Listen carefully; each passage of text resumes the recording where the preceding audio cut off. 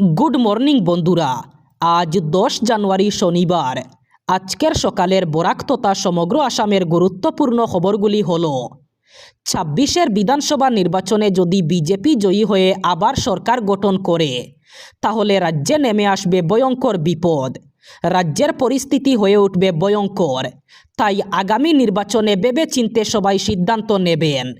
আগামী 5 বছরে বিজেপি অসমকে ছিন্নভিন্ন করে দেবে। এমনই আক্রমণাত্মক রূপে ভয়ঙ্কর অভিযোগ করলেন প্রাক্তন বিজেপি নেতা রাজেন গুহাই।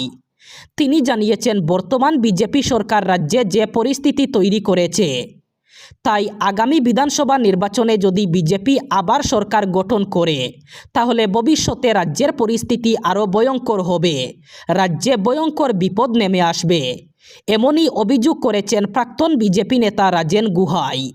নতুন বছরে রেশন কার্ড নিয়ে এসে গেল সুখবর। এবার রেশন কার্ডে আপনার পরিবারের কোনো ব্যক্তির নাম যদি না থাকে তাহলে খুব সহজেই ওই ব্যক্তির নাম রেশন কার্ডে উঠিয়ে নিতে পারবেন। এর জন্য করতে হবে 3টি কাজ। সেই সাথে কি কি নথিপত্রের প্রয়োজন হবে তাও জানিয়ে দেওয়া হয়েছে। এর জন্য প্রথমেই আপনাকে যোগাযোগ করতে হবে আপনার এলাকার রেশন ডিলারের সাথে। সেই সাথে নথিপত্র হিসাবে নতুন সদস্যের লাগবে Aadhaar card, voter ID, PAN card থাকা বাধ্যতামূলক। নতুন সদস্যের সব তথ্য খতিয়ে দেখবে বিভাগীয় কর্তৃপক্ষ। সেই সাথে আপনি অনলাইন যুগেও করতে পারবেন আবেদন।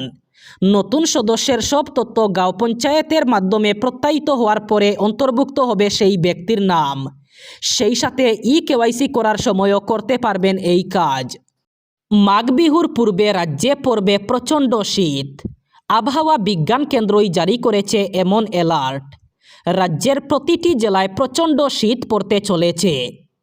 বর্তমানেও রাজ্যের প্রতিটি জেলায় প্রচণ্ড শীত অনুভব করছেন রাজ্যের সাধারণ মানুষ। বর্তমানে নিশি রাতে সর্বনিম্ন তাপমাত্রা 10 ডিগ্রি সেলসিয়াসে নেমে যায়। এই তাপমাত্রা আরও নামতে চলেছে। আবহাওয়া বিজ্ঞান কেন্দ্র জানিয়েছে, রাজ্যে মাঘ বিহুর পূর্বে প্রচণ্ড শীত পড়বে। তখন সর্বনিম্ন তাপমাত্রা 9 ডিগ্রি 8 ডিগ্রি সেলসিয়াসেও নামতে পারে। সর্বোচ্চ তাপমাত্রা ঘোরাফেরা করবে 19 থেকে 20 ডিগ্রি সেলসিয়াসের মধ্যে। মাঘ বিহুর পূর্বে রাজ্যে প্রচণ্ড শীত পড়বে।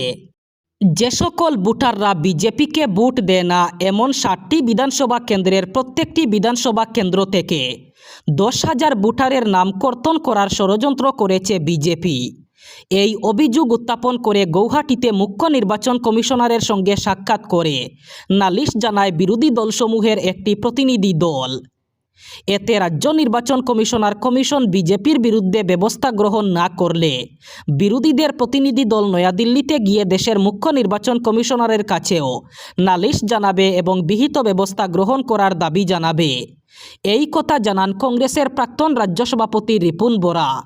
এদিকে এই প্রসঙ্গে মুখ্যমন্ত্রী হিমন্ত বিশ্ব শর্মা স্পষ্ট ভাষায় জানান, সন্দেহজনক লোকেদের নাম ভোটার তালিকা থেকে কর্তন করা অপরাধ নয়। তিনি বলেন, সন্দেহযুক্ত নাগরিকদের দেখলে তাদের বিরুদ্ধে অভিযোগ উত্থাপন করার জন্য বিএলএদের নির্দেশ দেওয়া হয়েছে। আমাদের কাজই হচ্ছে অবৈধভাবে রাজ্যে বসবাস করা বাংলাদেশিদের নাম যাতে ভোটার তালিকায় না থাকে তা দেখা, শুদ্ধ ভোটার তালিকা প্রস্তুত করা। মুখ্যমন্ত্রী বলেন, কংগ্রেসও একই কাজ করতে পারে। আমাদের দলের সংগঠন তৃণমূল স্তরে রয়েছে, তাই তৃণমূল স্তরে আমরা এই ধরনের কাজ করতে সক্ষম। কংগ্রেসেরও একই ধরনের কাজ করা উচিত, কিন্তু তারা এই কাজে বাধা প্রদান করছে। লঙ্কায় ঘটে গেল এক হৃদয় বিদারক ও চাঞ্চল্যকর ঘটনা। ভয়ঙ্কর এই ঘটনায় চাঞ্চল্য ছড়িয়েছে গোটা লঙ্কায়। পারিবারিক অশান্তির জেরে জীবন্ত অগ্নিদগ্ধ হয়ে মৃত্যু হয়েছে এক গৃহবধূর। মৃত মহিলার নাম রুনু দাস। অভিযোগ, তার স্বামী মনোরঞ্জন দাস তাকে পুড়িয়ে খুন করেছে। স্থানীয় সূত্রে জানা গেছে, মনোরঞ্জন দাসের দ্বিতীয় স্ত্রী ছিলেন রুনু দাস। দীর্ঘদিন ধরেই স্বামী স্ত্রীর মধ্যে পারিবারিক কলহ চলছিল। প্রায় সামান্য বিষয় নিয়ে দুইজনের মধ্যে তীব্র বাকবিতণ্ডা এবং অশান্তি লেগেই থাকত। এর জেরেই ভয়ঙ্কর এই ঘটনাটি ঘটে। শিলচর শহরের শিবালিক পার্কে বড় অঘটন ঘটল। ট্রান্সফরমারের পাশে দেওয়ালে ঝুলিয়ে থাকা অবস্থায় এক যুবকের মৃতদেহ উদ্ধার হলো। শুক্রবার মর্মান্তিক এই ঘটনা সংঘটিত হয়। মৃত ব্যক্তির নাম বক্তার হোসেন লস্কর। তিনি গ্রেসওয়েল হাসপাতালে কর্মী ছিলেন। বাড়ি শিবালিক পার্কের 2 নম্বর লেনে।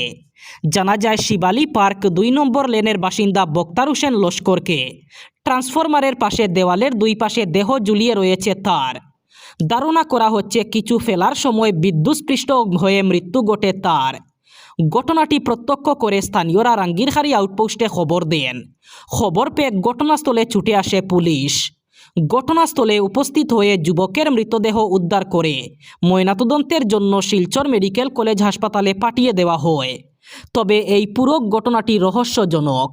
আবার কাটিগড়ার সাপ্লাই গেট এলাকায় আটক করা হলো 4 রোহিঙ্গাকে। এদের মধ্যে 2 জন পুরুষ এবং 2 জন মহিলা। জানা গেছে এরা বাংলাদেশ থেকে কাঁটাতারের ফেন্সিং পেরিয়ে ভারতে প্রবেশ করেছে।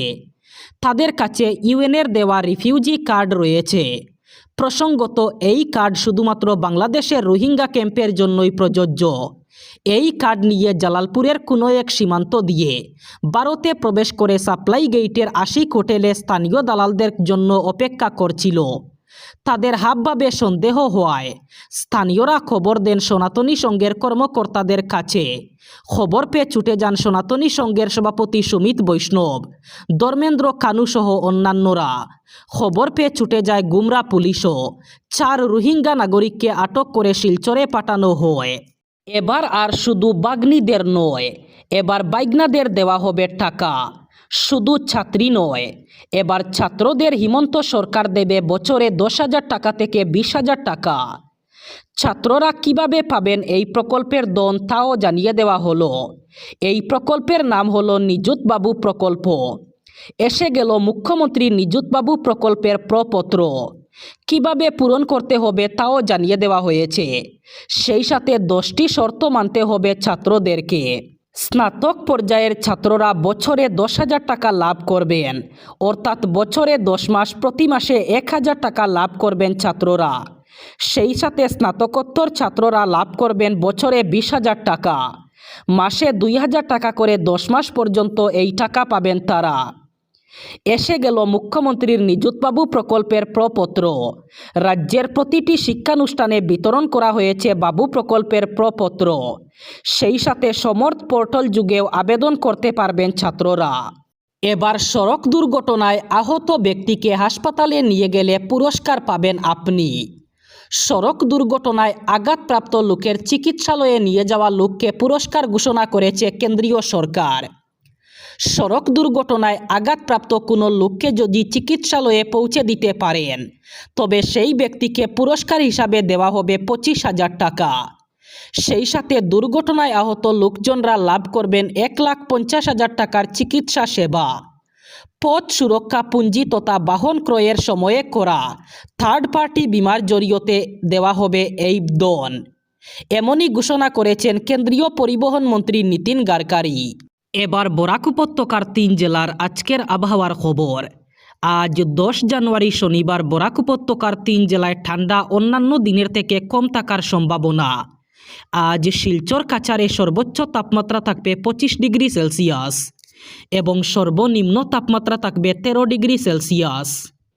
শ্রীভূমি করিমগঞ্জে আজ সর্বোচ্চ তাপমাত্রা থাকবে 25 ডিগ্রি সেলসিয়াস এবং সর্বনিম্ন তাপমাত্রা থাকবে 13 ডিগ্রি সেলসিয়াস।